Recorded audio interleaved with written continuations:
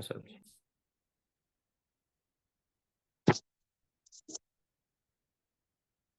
हम्म,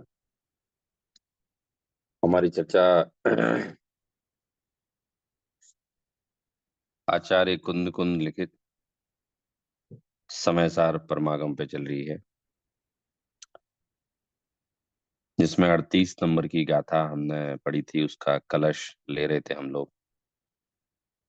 38 number की गाथा में ये था, अहम इक्को खलु शुद्धो दंसण राण मय्यो सदा रूबी णवयत्ति मज्ज किंचिवी अन्नम परमाणु मित्तम पे।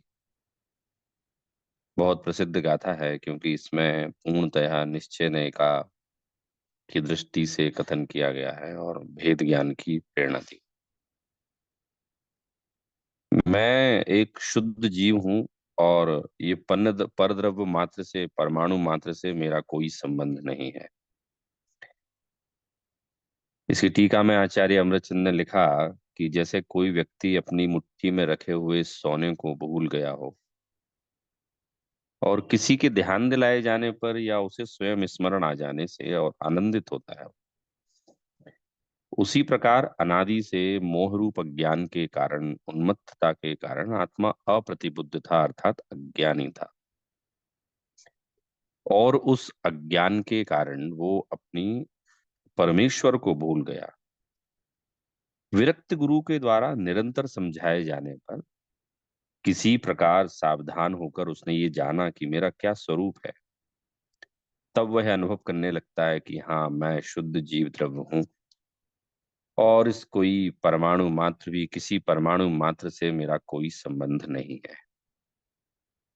एक शब्द हम लोगों ने देखा था कि मैं कैसा हूं, मैं तो विचित्र स्वरूप संपदा वाला हूँ। मुझमें मेरी स्वरूप संपदा विचित्र है, स्वपर प्रकाशक है। यद्यपि मैं समस्त परद्रव्यों के बीच रहता हूँ, तथापि उन परद्रव्यों में कभी नहीं होता। ये मेरी विचित्र स्वरूप संपदा है। और मोह को मैं मूल से उखाड़ फेंकूं तो मेरा ज्ञान प्रकाश प्रकट हो जाएगा। फिर इसी से संबंधित 32 नंबर का कलश आचार्य अमृतचंद ने लिखा, इसी गाथा को फिल करने के लिए, उसको और एक्सटेंड करने के लिए। मज्जन्तु निर्भर ममी सममेव लोका आलोक मुच्छलति शांत रसे समस्तः आप्लाव विभ्रमति तिरस्कारिणीं भरेण प्रोन्मग्न एष भगवान नवबोध सिंधु। इसका हिंदी में जो अर्थ दिया है वो ऐसा दिया है 32 नंबर के कलश का, कि सुख शांत रस से लबालब यह ज्ञान सागर आत्मा, विभ्रम की चादर हटा सर्वांग प्रगट आत्मा। हे भव्य जन, इस लोक के सब एक साथ नहाइए और इसे ही अपनाइए, इसमें मगन हो जाइए। तो आचार्य अमृतचंद इस कलश के माध्यम से हमें ये प्रेरणा दे रहे हैं कि what I have just told you about शुद्ध आत्मा, and he is expecting that we have completely we are completely aware about that शुद्ध आत्मा. So he is motivating us that if you have known your soul, then you must try to realize। यहाँ कुछ अब उपमाएं दी हैं। ज्ञान सागर, ज्ञान को सागर की उपमा दी जाती है सदैव। समुद्र सब लोगों ने देखा ही है। समुद्र कितना विशाल होता है, सोचिए आप, कितना विशाल होता है। उसकी थाह है पाना, मतलब मैंने आपको बताया था एक बार कि समुद्र इतना बड़ा है। साइंस के इतने विकास होने के बाद भी, इतनी मशीन बनाने के बाद भी, अभी समुद्र का केवल 5% हिस्सा ही ये लोग एक्सप्लोर कर पाए हैं। और कहते हैं कि समुद्र में और कुछ एक्सप्लोर इससे ज्यादा नहीं किया जा सकता जितना किया ये पिछले 100 सालों में हमने एक्सप्लोर किया है। और अभी हम जो एक्सप्लोर कर रहे हैं वो उसी को आगे बढ़ा रहे हैं, 5% को ही हम एक्सप्लोर कर रहे हैं अभी। तो आप लोग अंदाज लगा सकते हैं कि समुद्र कितना बड़ा और कितना विशाल होता है। तो ऐसे ज्ञान को सागर की उपमा दी जाती है कि जो ज्ञान है वो सागर जैसा है, अर्थात जिस तरह से सागर का कोई पार नहीं है, उसी प्रकार से मेरे ज्ञान रूपी सागर जो है वो, उसका कोई पार नहीं है। और वो काय से भरा हुआ है? सुख से, शांति से लबालब भरा है ज्ञान सागर। जो व्यक्ति विभ्रम की चादर हटा देता है, उसे आत्मा दिखाई दे जाता है प्रकट में। इसलिए हे भव्यजन, आप सब इस लोक के एक साथ नहाइए और अरे इसे ही अपनाइए, इसमें मग्न हो जाइए। आप इसे ही अपनाइए, एक साथ इसको सब लोग जानिए समझिए और इसमें मग्न हो जाइए। अर्थात if you have completely known your about your atma, then you must try to realize your soul, and you must be engrossed only in that। तो ये आचार्य हमें कुंद कुंद और अमृतचंद हमें स्वयं के आत्मा के अनुभव की प्रेरणा दे रहे हैं। इसमें लिखा है, अर्थ देखिए, यह ज्ञान समुद्र भगवान आत्मा विभ्रम रूपी आड़ी चादर को समूलतया डुबोकर दूर कर हटाकर स्वयं सर्वांग प्रकट हुआ है, पूर्णतया प्रकट हो गया है। अतः अब हे लोक के समस्त लोगों, लोक पर्यंत उछलते हुए उसके शांत रस में एक साथ मग्न हो जाओ। आप सब लोग एक साथ मग्न हो जाओ। एक साथ तो नहीं हो सकते, मतलब वो इंडिविजुअली हो पाएंगे, वो तो एक इतिहास, वो साहित्य में ऐसा कहा है कि भाई एक साथ हो जाओ। तो पूर्व रंग प्रकरण में अंतिम कलश होने से इस कलश में आचार्य अमृत चंद ने अपने शिष्यों को, पाठकों को और ज्ञान और आनंद से लबालब भरे हुए इस भगवान आत्मा को देखने, जानने और इसी में जमने रमने का उपदेश दिया है। उपदेश दिया है, आशीर्वाद दिया है, आमंत्रण दिया है, प्रेरणा दी है। वह सब कुछ दिया है जो उनके पास अपने शिष्यों को, पाठकों को देने के लिए था। तो आचार्य अमृतचंद ने हमें मोटिवेट किया है, काय के लिए मोटिवेट किया है कि since long time, since time immortal, you have been not realising yourself. You were not aware about yourself, about your virtues, but now I have just told you what is the quality, what are the virtues of your. Then it is just motivational type of statement, which is insisting us to know about myself and none other than। तो इस तरह से हमारा ये 32 number का जो कलश है ये समाप्त हुआ। इसके आगे पढ़ते हैं हम आचार्य कुंद कुंद के समय सार में। तो पढ़िए कुंदन जी, पढ़िए आप।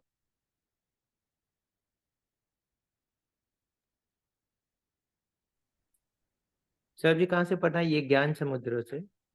हाँ, ज्ञान समुद्र से पढ़िए, तो नीचे ये तक पढ़ ज्ञान लीजिए आपको। हाँ, ये ज्ञान समुद्र भगवान आत्मा विभ्रम रूप आड़ी चादर को समूलतया डुबोकर दूर करके स्वयं सर्वांग प्रकट हुआ है। इसलिए अब ये समस्त लोग उसके शांत रस में एक साथ ही अत्यंत मग्न ही हो जाओ कि जो शांत रस समस्त लोक पर्यंत उछल रहा है। भावार्थ, जैसे समुद्र के आड़े कुछ आ जाए तो जल दिखाई नहीं देता, और जब वह आड़ दूर हो जाती है तब जल प्रकट होता है। वह प्रकट होने पर लोगों को प्रेरणा योग्य होता है कि इस जल में सभी लोग स्नान करो। इसी प्रकार यह आत्मा विभ्रम से आच्छादित था, तब उसका स्वरूप दिखाई नहीं देता था। अब विभ्रम दूर हो जाने से यथा स्वरूप जो का त्यो स्वरूप प्रकट हो गया। इसलिए अब इसके वितराग विज्ञान रूप शांत रस में एक ही साथ सर्वलोक मग्न हो। इस प्रकार आचार्य देव ने प्रेरणा की है। अथवा इनका इसका अर्थ यह भी है कि जब आत्मा का अज्ञान दूर होता है तब केवल ज्ञान प्रकट होता है, और केवल ज्ञान प्रकट होने पर समस्त लोक में रहने वाले पदार्थ एक ही समय ज्ञान में झलकते हैं। उसे समस्त लोक देखो। इसी प्रकार हाँ, इस वो सम्यक अपन वो वाला वर्जन ले रहे थे ना कुंदन जी। ये वर्जन दूसरा है। एक वो जो मैंने दिया था, अपन हर बार पढ़ते थे, ये दूसरा वर्जन है। कोई बात नहीं, एक ही बात है। लेकिन अभी वो खोल लेंगे अपन, तो क्योंकि मैं उससे ही पढ़ रहा हूँ। ठीक है। हाँ, तो ओ इसमें आप वो देखिए। मैं चेक करता हूँ। हाँ, चेंज कर लीजिए वो।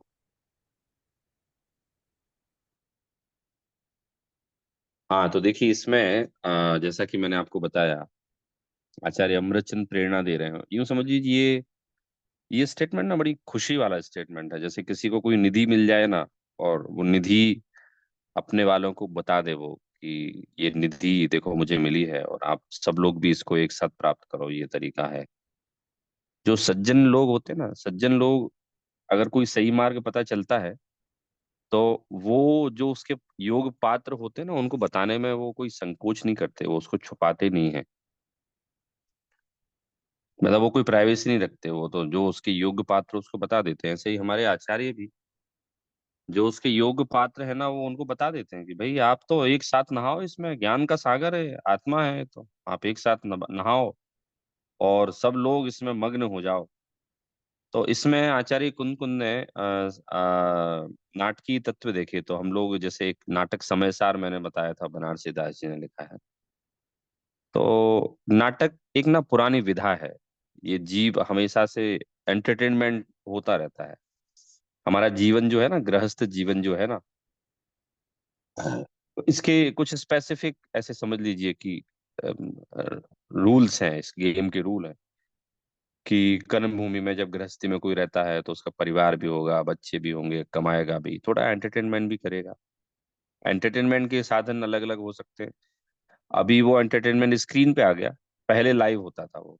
तो जैसे आदिनाथ के समय में वो नृत्यांगना डांस कर रही थी, तो वो जो थी वो इम्पोर्टेड थी, मतलब स्वर्ग से आई थी, तो वो नृत्यांगना थी। तो वो भी एक हमारे अंदर जैसे रस होते हैं ना, अलग अलग प्रकार के रस होते हैं, तो साहित्य में भी वैसे रस कहे जाते हैं। तो पहले नाटक बहुत चलते थे।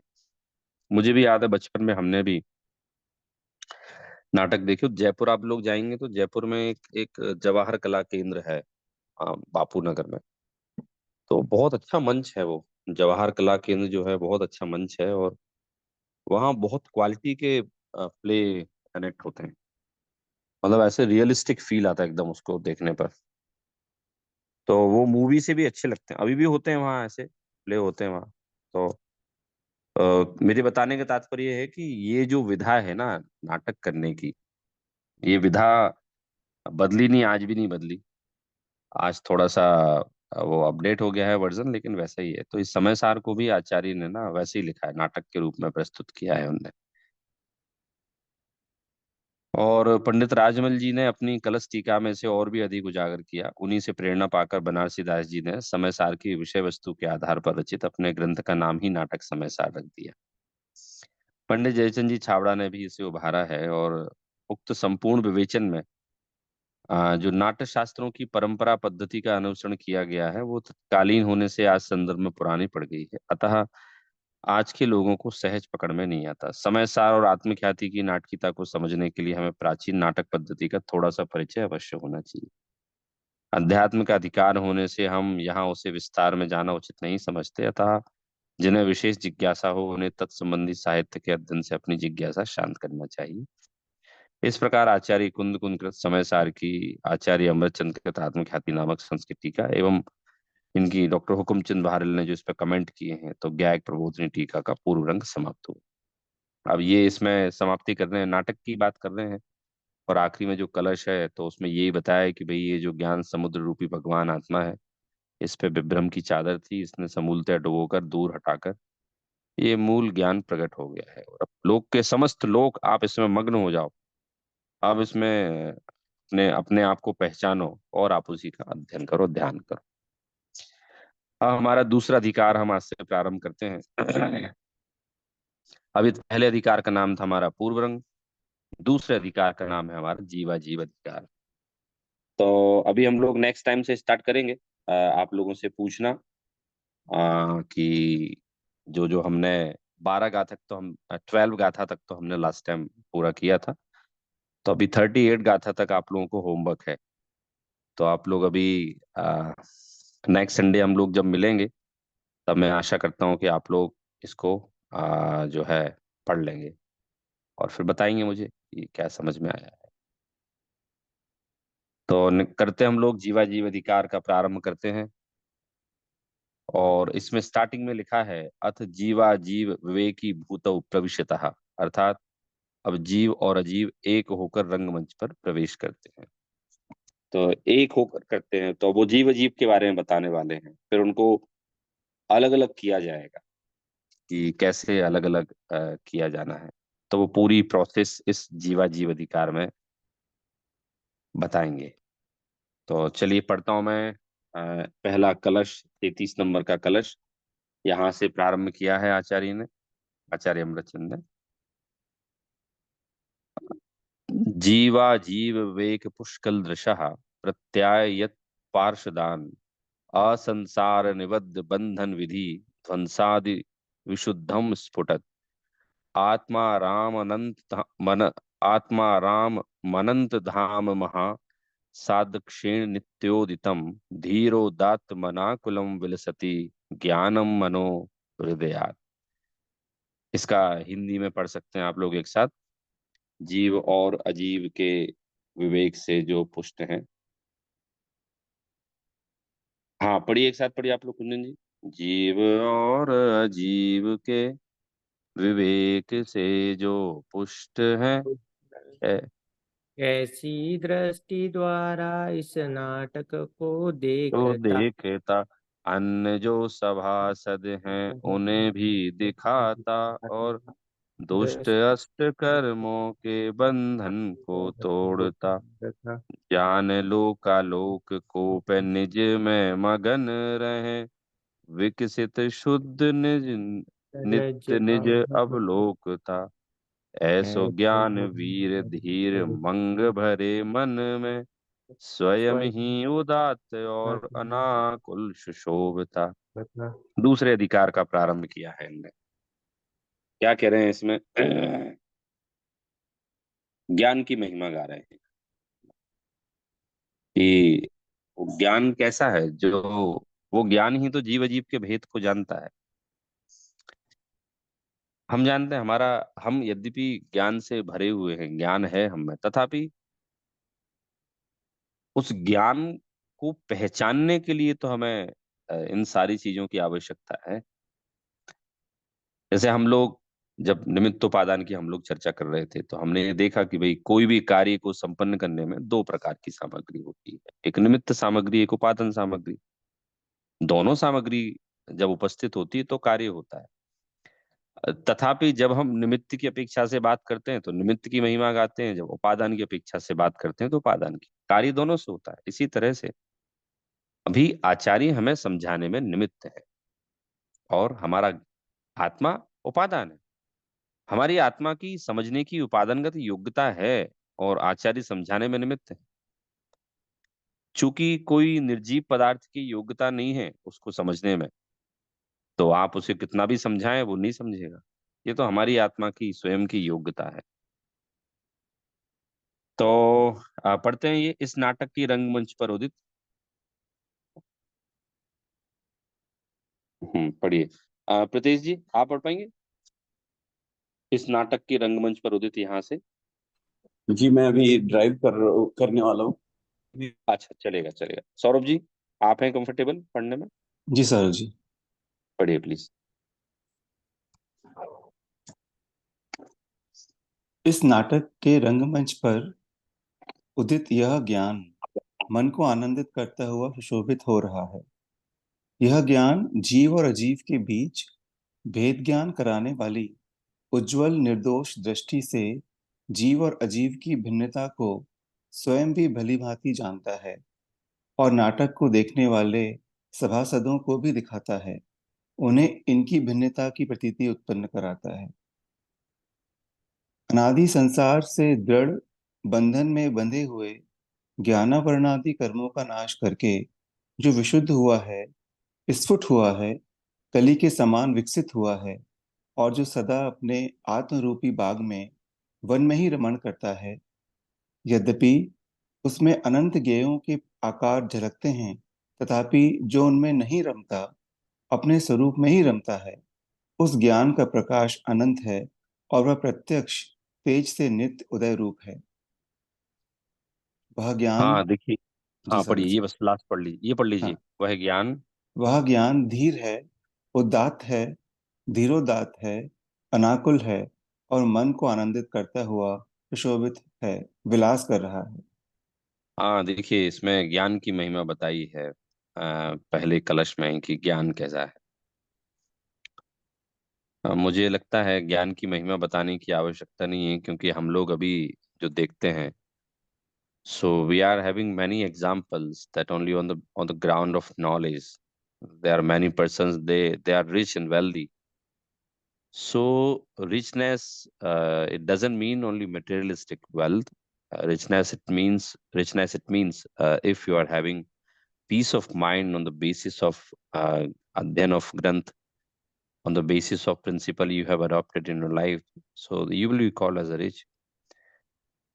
If we take the example of wealth, so why all this world is running behind wealth? Because it is common notion that wealth can provide pleasure, peace, and all kind of things in our life. It is common notion, but it's not absolutely right. Partially, we can say, because there are many person, they are not having so much of wealth, they are having so wealth, but they are knowledgeable, and on the basis of knowledge, they are more happy. They're happier than others. So, gyan is a kind of wealth in a life, and this wealth is like samudra. This wealth is like ocean. There is no there's no limit of ocean as there's no limit of knowledge. So knowledge, we do not have to borrow from anywhere, but it is within. It will come out from within. We can know ourselves. We can use our knowledge. No one can take away from us. ज्ञान ज्ञान एक ऐसी निधि, जिस निधि के आधार से अनंतानंत जीव अरिहंत पद को प्राप्त हुए हैं। अनंतानंत जीव सिद्ध बन गए हैं, मुनि बने हैं, और बाह्य की प्रतिकूलताओं के बीच में भी जिनको अनंत आनंद आता है, वो ज्ञान के आधार से ही तो होगा ना। तो इसमें ज्ञान की महिमा बताई गई है। ज्ञान को कुछ यहाँ टाइटल्स दिए गए हैं। धीर है ज्ञान, धीर है, उदात्त है, धीर उदात्त है, अनाकुल है, मन को आनंदित करने वाला है, सुशोभित है, विलास कर रहा है। So remember one thing, we are talking about knowledge. Knowledge, it doesn't mean knowledge of Kevali, knowledge of my neighbor, knowledge of my family members. It is exclusively knowledge of our soul. एक आत्मा का गुण है ये, जो कि यही आनंद देता है। हमारा आनंद कहीं बाहर से नहीं आता है। ज्ञान के द्वारा हम अपने आनंद का स्वयं भोग करते हैं। तो यहाँ कह रहे हैं, इस नाटक के रंगमंच पर उदित यह ज्ञान मन को आनंदित करता हुआ सुशोभित हो रहा है। मन को आनंदित कर रहा है। मन को आनंदित कर रहा है मतलब आनंद आता है। जैसे आप लोगों ने, जब यहाँ भारत में आप लोग थे, तो 9th and 10th क्लास तक आप लोग हिंदी भी आपके एक सब्जेक्ट रहा होगा। तो उसमें ना आप लोगों ने रस पढ़े होंगे। हिंदी के रस होते हैं, 9 प्रकार के रस होते हैं, हास्य, रति, अरति। तो वो अभी ये 9 कसाई नहीं है, ये तो रस होते हैं। रस हिंदी में, जैसे कि किसी को हॉरर, बीभत्स एक रस होता है, बीभत्स। अब ये बीभत्स क्या रस होता है? किसी को ना हॉरर मूवीज देखने में आनंद आता है, उसे बीभत्स रस बोलते हैं। एक श्रृंगार रस होता है। श्रृंगार, जिसको किसी को रोमांटिक पोइट्री पढ़ने में आनंद आए, वो श्रृंगार रस कहलाता है। संस्कृत साहित्य ऐसा श्रृंगार रस से बहुत भरा पड़ा है। सारे रस हैं, वीर रस भी है। तो ऐसे रस परिपाक होता है वो। मतलब अलग अलग कैटेगरी के लोग हैं, अलग अलग उनकी मतलब अलग अलग इंटरेस्ट रहता है, फील्ड ऑफ इंटरेस्ट रहता है अलग अलग उनका। उनको अलग अलग आनंद आता है। तो आनंद आता है ना, जैसे कोई बहुत बढ़िया मूवी देखी तो उसको आनंद आता है कि नहीं आता? एक्चुअली वो मूवी से आनंद नहीं आया। वो आनंद कहाँ से आया? कि वो आनंद उनको अंदर से आया, उनकी रुचि थी ना वहाँ। जैसे अभी एक मूवी आई, एक यहाँ मूवी काफी ट्रेंड कर रही है यहाँ, एक मूवी स्त्री 2 मूवी एक आई है। हॉरर कॉमेडी है, मतलब कंप्लीटली हॉरर नहीं, हॉरर कॉमेडी है। थोड़ी इसलिए भी चल रही है कि उसमें वल्गर लैंग्वेज का यूज नहीं किया, फैमिली एक साथ देख सकती है। तो काफी उस पर चर्चा हो रही है। और मैं आप लोगों से चर्चा इसलिए कर रहा हूँ क्योंकि मेरा जो नेटिव प्लेस है चंदेरी, मैं जहाँ जन्मा जन्मा हूँ, मैं 10th क्लास तक रहा हूँ जिस गांव में, तो पूरी मूवी उसी उसी गांव पे बेस है ना। वो आप लोग देखेंगे ना, ट्रेलर भी देखेंगे तो आपको दिखेगा उसमें चंदेरी का नाम लिया है। सौरभ जी के भी गुना के पास में चंदेरी, मतलब हमारे आसपास ही लोग, हम लोग रहने वाले हैं। तो लोगों को बड़ा मजा आ रहा है। तो उसमें रिव्यू दिया कि भाई भले ही हॉरर मूवी है, लेकिन लोगों को रस परिपाक हो रहा है, आनंद आ रहा है, लोग हंस रहे हैं। तो मैं भी देख के आया, तो लोग बाहर ऐसे कहते हुए दिखा, अरे वाह, एकदम सारा स्ट्रेस दूर हो गया, आनंद आ गया। तो आनंद आया ना, ऐसे ही यहाँ जो आनंद मन को आनंदित करता हुआ, मतलब आनंद काय का है? ज्ञान का आनंद है भाई यहाँ तो। यहाँ जो है ना, ज्ञान का आनंद है। मैंने आपको जो मूवी का एग्जाम्पल दिया, तो जनरली लोग जैसे क्या होता है, हॉलीवुड जो मूवीज बनाता है वो कैसी बनाता है? आपके यहाँ हॉलीवुड में मूवीज जो बनती है वो रोमांटिक नहीं बनती ज्यादा, अधिकतर जो बनेंगी वो साइंटिफिक फिक्शन बनती है, क्योंकि साइंस ज्यादा है ना आपके यहाँ। तो साइंस का लोगों को मजा आता है, अच्छा इन फ्यूचर ऐसा आविष्कार हो जाएगा, फिर कोई लॉस्ट ट्रेजर बना देंगे, फिर ऐसे कोई दूसरी बना देंगे, खोज पे बनाएंगे। अधिकतर जो मूवीज रहती हैं आपके यहाँ की नहीं, मतलब जो हॉलीवुड गोरों की मूवीज रहती हैं, तो वो गोरों की मूवीज अधिकतर एक सिंगल टोन पे चलती हैं, वो कि बस वो रिसर्च कर रहे हैं, उनकी रिसर्च बेस ही मूवी रहती है सारी। भारत में भी बनती है, ऐसा नहीं है, लेकिन वो उसमें कम लोगों को आनंद आता है। तो इसमें लोगों को कॉमेडी देखना पसंद है, थोड़ा सा जैसे हॉरर कॉमेडी देखना पसंद है, उनको आनंद आता है। नाटक भी पहले ऐसे ही होते थे, तो अलग अलग लोगों को उसमें अलग अलग आनंद आता था। ऐसे ही इसमें भी यहाँ कह रहे हैं रंगमंच पर उदित ज्ञान मन को आनंदित करता हुआ सुशोभित हो रहा है। तो आनंद आ रहा है, यहाँ उदित हुआ। अब जैसे ही पहला दृश्य आया तो वहां आनंद आया। यह जीव ज्ञान यह ज्ञान जीव और अजीब के बीच भेद विज्ञान कराने वाली उज्जवल निर्दोष दृष्टि से जीव और अजीब की भिन्नता को स्वयं भली भांति जानता है, और इस नाटक को देखने वाले सभासदों को भी दिखाता है, उन्हें इनकी भिन्नता की प्रतीति उत्पन्न कराता है। वो कह रहे हैं कि भैया जो जीव अजीब जो आपको एक दिखाई दे रहे हैं ना, वो एक नहीं है। ज्ञान देख लेता है, ज्ञान ये देखता है अपनी निर्दोष दृष्टि से कि जो जीव और अजीब आपको एक दिखाई दे रहे हैं वो एक नहीं है, अलग अलग है। और साथ में वो इस नाटक के देखने वालों को भी, सभासदों को भी बताता है कि भाई ये अलग अलग हैं, एक नहीं है। तथापि यहाँ कह रहे हैं कि अनादि संसार से दृढ़ बंधन में बंधे हुए, ज्ञानावरणादि कर्मों का नाश करके जो विशुद्ध हुआ है, स्फुट हुआ है, कली के समान विकसित हुआ है, और जो सदा अपने आत्मा रूपी बाग में, वन में ही रमण करता है, यद्यपि उसमें अनंत गेयों के आकार झलकते हैं, तथापि जो उनमें नहीं रमता, अपने स्वरूप में रमता है, उस ज्ञान का प्रकाश अनंत है। तो कहा कि प्रतीति उत्पन्न कराता है, तो वो ज्ञान कैसा है? अनादि संसार से दृढ़ बंधन में बंधे हुए, हमें कब से कर्म का बंधन है, हम लोगों ने डिस्कस किया था। Since time immortal we are having a bandhan of karma with our soul, since time immortal. ज्ञान वर्णादि का जो बंधन है ना, वो हुआ है, फिर उसका कर्मों का विनाश करके विशुद्ध हुआ है, स्फुट हुआ है। कुछ यहाँ थोड़ी सी लिटरेटिक उपमाएं दी हैं, कली के समान विकसित हुआ है। कली मतलब आप लोगों ने बागीचे में फूल देखा, पेड़ देखा होगा कोई फ्लावर का, तो वो सीधा कोई फ्लावर नहीं बनता, पहले छोटी सी कली आती है ना, और फिर वो बड़ी होके फूल बन जाती है, तो विकसित हुआ है। फिर जो सदा अपने आत्मा रूपी बाग के वन में ही रमण करता है, जो कहाँ रमण करता है? आत्मा रूपी बाग। तो जैसे किसी का, इस भारत में तो जो मल्टी मिलीनियर हो उनके यहाँ ही पर्सनल बाग होता है, क्योंकि उनका ही घर बड़ा होता है, 5,000 10,000 15,000 स्क्वायर फीट का, तो वो लोग घर में बाग बनाते हैं। जनरली यहाँ पब्लिक बाग होते हैं। तो यहाँ पब्लिक बाग की बात नहीं है, अगर आत्मा रूपी बाग मेरा पर्सनल बाग है जिसमें केवल मैं रमण करता हूँ, and I have full rights to use that, I can go anywhere, I can do anything over there, and I am having fully 100% ownership of that बाग। वैसे ही मेरी आत्मा का जो बाग है, मैं वहीं रमण करता है। यद्यपि मेरे ज्ञान में अनंत गेय झलकते हैं, हमारा ज्ञान है ना, तो हमारे ज्ञान में तो अनंत गेय झलकते ही है ना। अनंत गेय झलकते हैं, इसको इजी करता हूँ कि हम चीजों को, हमें जो चीजें दिखाई देती हैं, तो वो हमारे दिखाई दे रही हैं तो झलकना है ना, because we are having capability to see the things, it doesn't mean only by eyes, but we can smell something, we can listen something, we can feel something, it is also just a गे। तो हम हमारे ज्ञान में विभिन्न प्रकार के आकार, ये के आकार झलक रहे हैं। ये आत्मा की विचित्र स्वरूप संपदा है।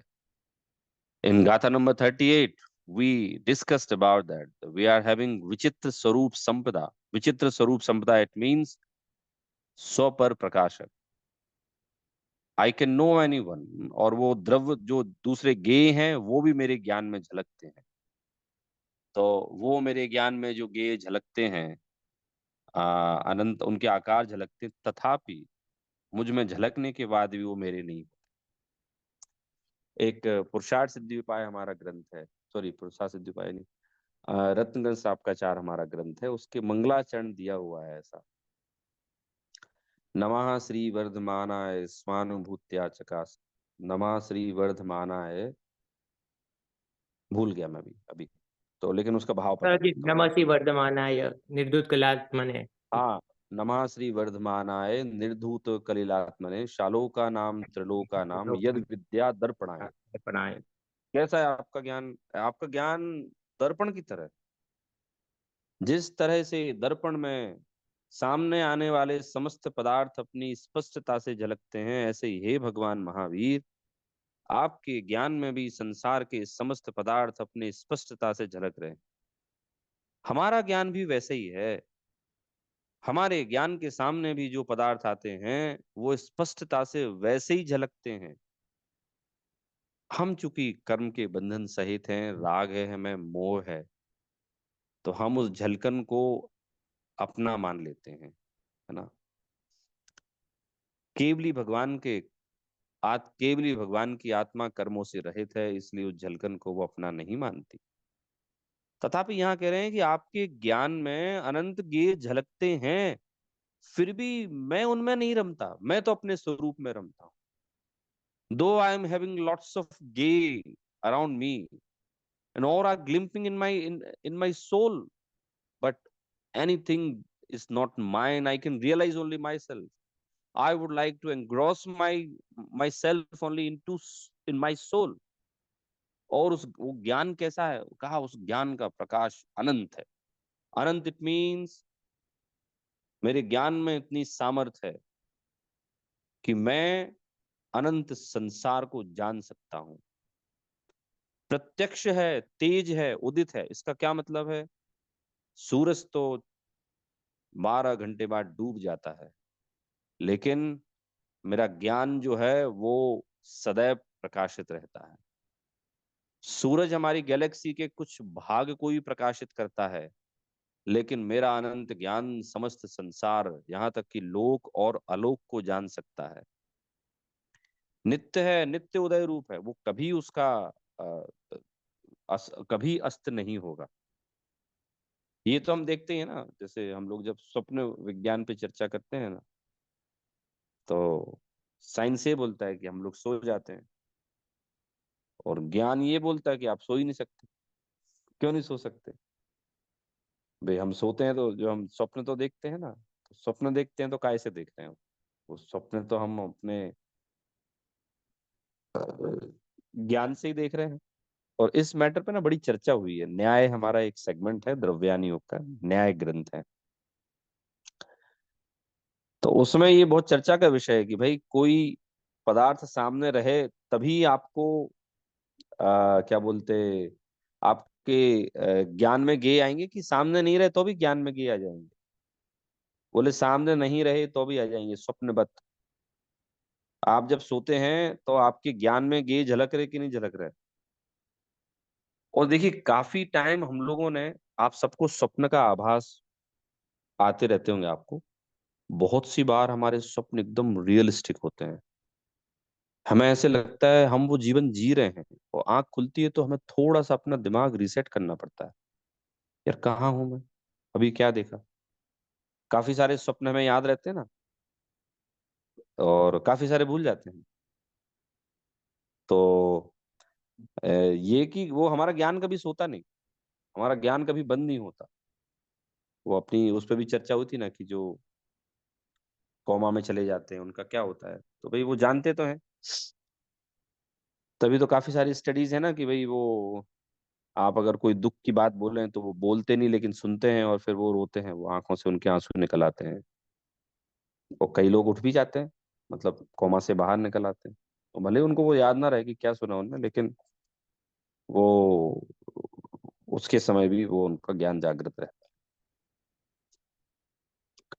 तो ज्ञान कभी नहीं सोता, यहाँ पूरा बताने कि उसका प्रकाश अनंत है। हमारा ज्ञान अनंत अनंत गेयों को जानने में समर्थ है। हमारे आचार्य कुंद कुंद और अमृत चंद पूरा प्रयास इस बात से कर रहे हैं कि so far we are ignorant to know our self, to know we are ignorant to know the power of a knowledge. So our Acharya Kund Kund and Amrit Chandra or all Acharyas, they're just trying to give you a confidence that you are having this Anant Gyan. You are having this prakash of anant gyan. और ये अनंत ज्ञान किस काम का है ये सुन लो. ये अनंत ज्ञान आपको पर वस्तुओं से एक नहीं कराएगा, अपितु ये अनंत ज्ञान आपके स्वरूप का चिंतन करने में आपका सहायक होगा. तो ऐसे यहाँ ज्ञान की महिमा बता रहे हैं और ज्ञान को उनने कुछ नाम दिए हैं. कैसा है ज्ञान? धीर है. कैसा है ज्ञान? उदात्त है, धीरोदात्त है, अनाकुल है, और मन को आनंदित करता हुआ सुशोभित है, विलास कर रहा है, मन को आनंदित करता है. तो हम जब भी कभी ऐसा विचार करें कि लोग डिप्रेशन में चले जाते हैं ना आजकल, तो क्यों चले जाते हैं? अब आजकल इसका तो एक सबसे बड़ा कारण ये भी हो गया कि सबको ऐसा लगता है कि मेरे पास तो कुछ है ही नहीं, दूसरों के पास कितना कुछ है. ये बहुत देखा जा रहा है. आप लोगों को क्या नहीं पता, लेकिन भारत में तो ऐसा हो ही रहा है. क्योंकि यहाँ थोड़ी सी वेल्थ बढ़ रही है, थोड़ी क्या कुछ ज्यादा वेल्थ बढ़ रही है यहाँ.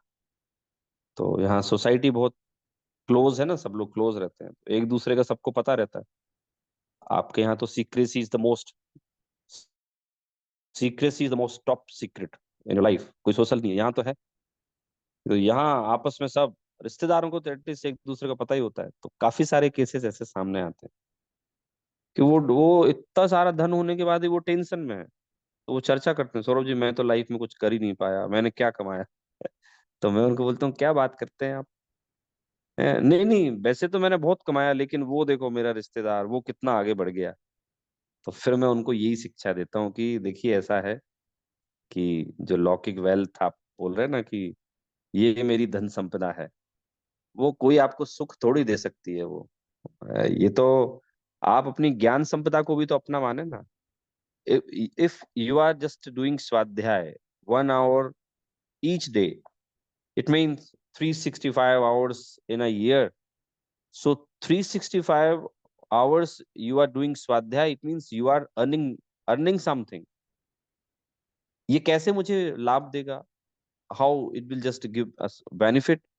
देगा ना भाई. आप जो पढ़ेंगे वो आपके परिणामों में शांति करेगा, आपके मन को आनंद करेगा. है नहीं कि हम लोग सबकी आदत है कि भाई हम लोग मतलब कॉमनली आदत है कि हम लोग क्या करते हैं, विवाद करने लगते हैं आपस में दूसरे से. इसके लिए आचार्य कुंद कुंद ने एक गाथा लिखी है, नियम सार की गाथा नंबर है 156. पढ़ना आप लोग गाथा. मैं तो उसका एक शॉर्ट में आपको उसका अर्थ बता देता हूँ. वो गाथा कुछ ऐसी है. राणा जीवा राणा कम्मम, राणा विहम हवे लद्दी, तम्हा वयन विवादम, सग पर समय हिम वजिज्जो. ऐसे करके है. तो इसका क्या मतलब है? भाई ये जीव जो है नाना प्रकार के हैं, कर्म नाना प्रकार के हैं, और लब्धियां भी नाना प्रकार की हैं. अतः स्वमत और परमत वालों के साथ वचन विवाद उचित नहीं है, निषेध करने योग्य है. किसी से वाद विवाद करना आत्मार्थी का काम नहीं है. ये है. अब केवल इस गाथा से हमारी कितनी सारी प्रॉब्लम सॉल्व हो सकती हैं. सबसे पहले हम पति पत्नी के संबंध पे आते हैं. भाई पति पत्नी का संबंध सबसे पास का संबंध कहलाता है, और वो ही संबंध सबसे दूर का भी हो जाता है. मतलब राग में ऐसे तो माता का संबंध सबसे क्लोज है, पिता का संबंध सबसे क्लोज है, लेकिन माता पिता वाला तो उनसे, माता पिता से किसी का वाद विवाद नहीं होता. अधिकतर पति पत्नी के संबंध में होता है. तो क्यों होता है? भाई पत्नी चाहती है कि भाई अब मुझे अगर ब्लैक कलर पसंद है तो इनको भी ब्लैक कलर पसंद होना चाहिए. पति कहता है अगर मुझे व्हाइट कलर पसंद है तो मैं भी व्हाइट कलर पसंद होना चाहिए. तो उन दोनों का झगड़ा होता है, तो वो कोई समझदार व्यक्ति के पास जाता है. तो वो कहता है भाई आपको सहज रूप में अगर काला कलर पसंद है तो अच्छा है, आपको अगर ब्लैक कलर पसंद है तो अच्छा है, वो व्हाइट कलर पसंद है तो अच्छा है. आपके कर्म अलग अलग हैं, इसीलिए तो आपकी पसंद अलग अलग. भाई India is a country of colours. आप लोगों ने तो यहाँ देखा ही होगा बीजल जी की, यहाँ इंदौर में आप जब आए होंगे आपने देखा होगा हमारे यहाँ वो कपड़ा बाजार है, तो उसमें 80% जो दुकानें हैं ना, 80 के 90% दुकानें हैं उसमें ओनली फॉर वुमेन्स, महिलाओं के लिए। और साड़ियों की वैरायटी, सूट की वैरायटी आपको बहुत मिलेगी, कलरफुल। तो मतलब मेरे भी कुछ पहचान के लोग हैं, तो मैं उनसे पूछता हूँ क्यों आप इतने सारे कलर्स क्यों रखते हैं। अरे सौरभ जी, ये कलर आपको पसंद नहीं है, मतलब ऐसा उन्होंने कोई कलर दिखाया होगा, तो मैंने बोला ये कलर कौन खरीदता है, ये तो कितना बेकार लग रहा है, आपको बेकार लग रहा है। लेकिन मेरे पास तो 100 लोग आते हैं ना, उन 100 लोगों की अलग अलग कलर की चॉइस रहती है, और ये कलर तो बहुत बिकता है मेरे पास, आपको अच्छा नहीं लग रहा है। तो मुझे समझ में आया कि आचार्य सही तो बोलते हैं। नाना प्रकार के जीव हैं, नाना प्रकार के कर्म हैं, उनकी लब्धियां नाना प्रकार की हैं, तो उनकी पसंद अलग अलग है ना, उनकी सोच अलग अलग है, उनकी पसंद अलग अलग है। तो अगर ये पति पत्नी के संबंध में समझ में आ जाए कि भाई भले ही पत्नी और पति इतने क्लोज संबंध वाले होते हैं, तथापि दो जीव है ना ये तो, और इन दोनों जीवों की पसंद अलग हो सकती है। तो भाई अलग अलग पसंद है तो ऐसा कर लें भाई कि एक काम इसकी पसंद से हो जाए, एक काम इसकी पसंद से हो जाए, लेकिन वो होता नहीं। वो हर कोई अपनी पसंद थोपना चाहता है। वो पति चाहता है कि पत्नी मेरे अकॉर्डिंग वैसी हो जाए, पत्नी चाहती है मेरे अकॉर्डिंग ये ऐसे हो जाए। तो अगर वो उनको गाथा याद रह जाए नियम सार की 156 नंबर की, तो विवाद ही खत्म हो जाए। वो कहते भाई ये जीव अलग हैं, भले ही मेरे इतने क्लोज हैं तो भी जीव अलग है। पति सोचे ये जीव अलग है, भले ही इतनी क्लोज है तो भी। तो ज्ञान की बात हो रही है हमारी कि धीर है, ये धीरता देता है। ज्ञान कैसा है? धीर है, ये हमें धीरता प्रदान करने वाला है, हमें धैर्यवान बनाता है, पता है। ये हमें बताता है कि हमारी संपदा क्या है। तो मैं आप लोगों से पूछता हूँ कि भाई जो क्या बोलते, हम ज्ञान वाले हैं तो क्या संपदा केवल हम धन को ही अपनी संपदा मान लें कि कुछ और भी संपदा हो सकती है हमारी? कुंजन जी आप बताइए, संपदा का क्या मतलब है? इट मीन्स प्रॉस्पेरिटी, वेल्थ, किसको माने हम? बाहर की जो धन संपदा है उसको माने कि कुछ और भी हमारे पास मानने को? इनहेरिटेंस प्लस जो भी अपने अपने कमाया और साथ में गिने तो उसे संपदा गिनते रहे। हम्म। तो अगर वही संपदा है वही सुख देगी क्या? और कुछ नहीं दे सकता? और कोई संपदा हम नहीं माने किसी किसी चीज को? सच्ची में तो अब हम तो अभी निश्चय से गिनेंगे तो आत्मा के भी गुणों की बात कर रहे हैं, बट ऐसे गिने के जो भी चीज हमें जो भी पाने के लिए काम में आती है उसे भी हम संपदा ही गिनेंगे कि वो अपना एक एट्रीब्यूट है या गुण है जिससे हम वो मतलब कमा भी सकते हैं या पूंजी जमा भी कर सकते हैं। हाँ। और हम जो पढ़ रहे हैं, जैसे अभी हम समय सार पढ़ रहे हैं, तो क्या मानना है आपका? ये हमारी what we are just gaining right now is our wealth, will be consider as a wealth और नॉट? ये इसे हाँ हम सौरभ वेल्थ जी, मानेंगे कि जरूर में नहीं? उसे हम वेल्थ तो गिनेंगे ही आत्मा का। मतलब जैसे गिनेंगे कि ज्ञान का भी एक ज्ञान की पूंजी ही हो गई। हाँ देखिए, ये हमें यहाँ लिखा ना, सुख पहुंचाने वाली ये संपदा है हमें। जैसे आप लोग पढ़ रहे हैं, 1 घंटे से हम लोग बैठे हुए हैं। भाई क्यों बैठे हैं हम लोग? ये तो आप लोग जानते हैं। हमारा टाइम, मेरा भी बहुत प्रेशियस टाइम है, आपका भी बहुत प्रेशियस टाइम है, because we are having domestic life and we are having lots of stuff, routine work. तो 1 घंटा हम दे रहे हैं, तो अगर किसी को आनंद ना आए, है ना, किसी को आनंद ना आए तो वो आ ही नहीं सकता। जैसे मैं कई लोगों को अपनी इस क्लास के बारे में बोलता रहता हूँ, तो आप स्पेशली बहुत सारे यूएस के ही होते हैं, इंडियंस को तो क्या टाइम सूट नहीं होता, संडे को अधिकतर लोग घूमने जाते हैं। तो वो लोग नहीं सुनते मेरी। वैसे अच्छी बात है, नहीं सुनते। क्यों नहीं सुनते? वो कहते सरोज जी मेरा इंटरेस्ट नहीं है अभी धर्म में, कोई अभी कोई पढ़ने में इंटरेस्ट नहीं। तो मैं अभी जाऊंगा तो 5 मिनट से ज्यादा नहीं बैठ पाऊंगा। तो मुझे समझ में आया कि भाई जिसको आनंद आता है ना इस वेल्थ में, और ये आनंद ऐसा नहीं है कि ये खत्म हो जाए, एक्चुअली में ये सस्टेनेबल आनंद है। और ये आनंद ऐसा है जो आगे भी आपको मन प्रफुल्लित करता रहे। एक तो वो क्षणिक आनंद होता है, वह सुख सदा ही त्याज रे पश्चात जिसके दुख भरा। वो सुख तो हमेशा त्याग में है। जैसे कोई बोलता है ना कि भाई मुझे तो शराब पी के आनंद आता है, तो कहते ठीक है आनंद आता होगा, लेकिन ये तो तुम्हें दुख देने वाला आनंद है ना। लेकिन हम लोग जो आनंद ले रहे हैं अभी, ये परमानेंट आनंद है।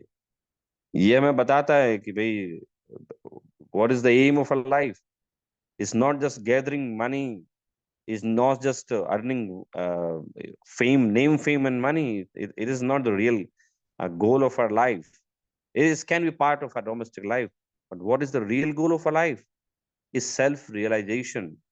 And how can I realize my soul? So there is only one way: to listen to acharyas, what they are saying. So they are just providing us utmost confident that due to your ignorance you have not been aware about this. But now I'm just telling you on the basis of my experience that you are also a soul. You can also realize yourself, and you are having a knowledge which is really like sun, which is dheer, which is udat, which is dhirudat and anakul, and it will provide you the pleasure, peace and permanency. So हमारे आचार्य जो हैं ये इतनी सारी बात हमसे कह रहे हैं, और वो हमसे ये कहते हैं, क्लियरली कह रहे हैं कि there is only one source to get real peace and pleasure, nothing else, none other than but your soul. So there are many people, they are just trying to get a real peace and permanent peace and pleasure by external things, but they have failed so far. Even we are also, I have not succeeded any time if we are trying to get peace and pleasure by this materialistic things. So this Samaysar is completely dedicated to discuss about ourselves, to discuss about our soul. और जीव जीव अधिकार की starting में ही मैंने बताया कि भाई किस तरह से हम जो है अपने आनंद को भोगते हैं अपने ज्ञान के द्वारा. हमारे ज्ञान में यद्यपि अनंत गेय झलकते हैं, अनंत गेय झलकने के बाद भी हम उसमें कोई मग्न नहीं होते हैं. तो इस समय सार रूपी नाटक का खलनायक अब आया ना, जिसमें नीचे लिखा है जो पढ़ते हैं. चलिए पढ़िए सौरभ जी, नीचे पढ़िए. सर जी कौन सा लाइन बोल रहे हैं? ये है ना, ये तो इस समय सार नाटक का खलनायक मोह है यहाँ. अच्छा, ठीक है. इस समय सार रूपी नाटक का खलनायक मोह है, मिथ्यात्व है, अज्ञान है, और उस मोह को, मिथ्यात्व को, अज्ञान को नाश करने वाला ज्ञान, सम्यक ज्ञान, केवल ज्ञान, धीरोदात्त नायक है, जो नित्य उदय रूप है और अनाकुल है. क्या कह रहे हैं इसमें?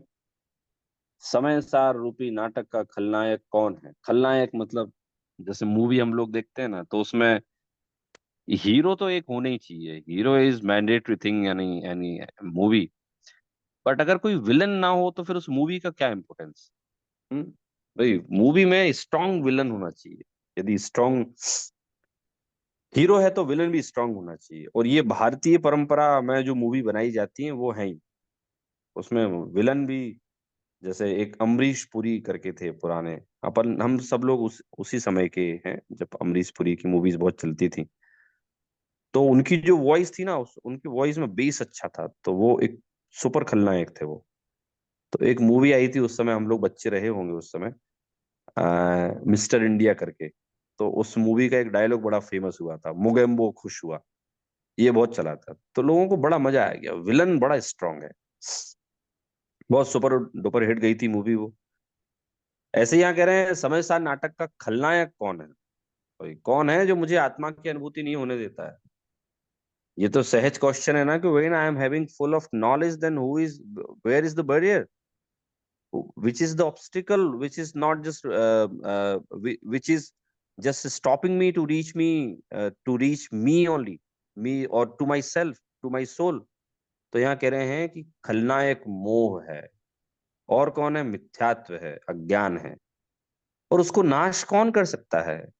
तो करने वाला सम्यक ज्ञान है, केवल ज्ञान, धीरोदात्त नायक है, जो नित्य है, उदोत रूप है और अनाकुल है. इस तरह से एक हमने दूसरा अधिकार प्रारंभ किया है, और इसमें ज्ञान की महिमा से पहला चंद प्रारंभ हुआ है. बहुत आनंददायक विषय चल रहा है ये. मैं इस बात को ऐसे बोलता हूँ कि we all are just passing through the golden time of our life, because we are just studying Samayasar, and we are discussing about ourselves, we are discussing about our soul. दुनिया में हम जितने लोगों से बात करते हैं वो बाह्य की बात करते हैं, बहुत सारे लोग बोलते हैं हम यहाँ घूम के आए, कुछ बोलते हैं हमने नया मकान लिया, कुछ बोलते हैं हमारे पास ये सुविधाएं आ गई हैं, हमने इतना पैसा कमाया है। लेकिन ये वाली बात तो कोई नहीं करता ना। ये तो तथ्य आप सब लोग जानते ही हैं कि हम कितना भी धन अर्जन कर लें, कितना भी धन अर्जन कर लें, तथापि वो हमारे साथ अगले भाव में नहीं जाएगा। एक ज्ञानार्जन जरूर ऐसा है जो इस भाव में भी काम में हमारे आएगा और अगले भाव में भी हमारे साथ जाने वाला है। ज्ञानार्जन एक ऐसी वस्तु है जो सदैव हमारे साथ रहने वाला है। तो we are just passing through the golden time of a life because we are studying Samay like great Granth, and we are directly connected to Acharya Kunkun. Acharya Kunkun is the Kalikal Sarvag, is called as a Kalikal Sarvag of this time. And directly we are in the touch of Acharya Kunkun. We are in conversation with Acharya. Acharya is just giving answer of our question. And he's telling us clearly that since time immortal, you are having ignorant. You are ignorant and you are not aware about your soul, the power of your soul, virtues of your soul. Now, by my experience and observation, and from Jinendra Dev Vani, I'm just going to tell you about your soul. You are also having equally power like Kevali Bhagwan, like Mahavi Bhagwan. So really, Samasar Granth is great, by which we have been connected through Acharya Kunkun. And हम लोग आत्मा की अनुभूति करें, यही समय सार का उद्देश्य है। इस तरह से हमारी आज की क्लास समाप्त होती है। कोई क्वेश्चन हो तो आप लोग पूछिए, नहीं तो हम लोग नेक्स्ट टाइम मिलते हैं।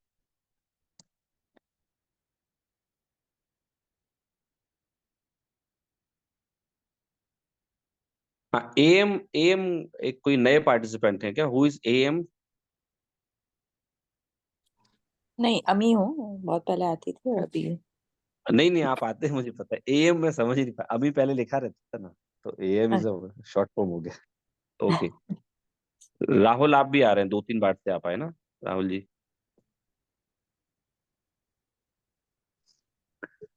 राहुल, मैं हूँ सौरभ जी, आदर्श। अच्छा, ये अच्छा ऐसा कौन राहुल कौन है फिर? ये मतलब नहीं, वो किसके आईडी मेरा में? ईमेल आईडी से वो लॉगिन किया, दूसरे ईमेल आईडी से। अच्छा ठीक है, मैंने सोचा कोई नए हैं राहुल। नहीं नहीं, ओके आदर्श गुड, इधर चलिए इंडिया गुड। था अभी पिछले 3-4 हफ्ते, इसके लिए ज्वाइन नहीं कर पाया था। अच्छा अच्छा, भारत में ही थे, हाँ अभी पहुंच गए आप वहाँ?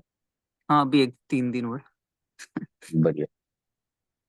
चलिए हम लोग लेते हैं जिनवाणी स्तुति और बात करते हैं, फिर हम नेक्स्ट टाइम करते हैं क्लास। निज निधि निज में बताई, यह अनंत उपकार है।